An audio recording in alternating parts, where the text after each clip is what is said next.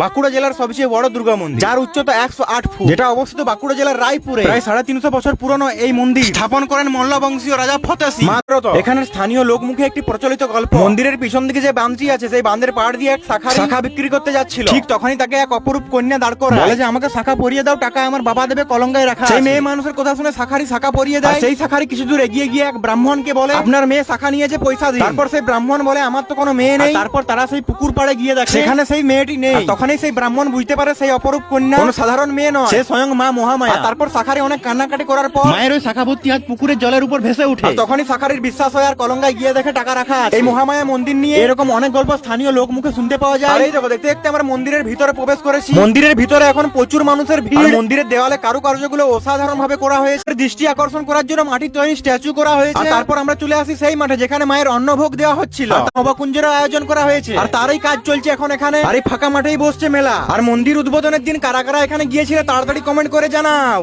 আজ বাজে মনোমা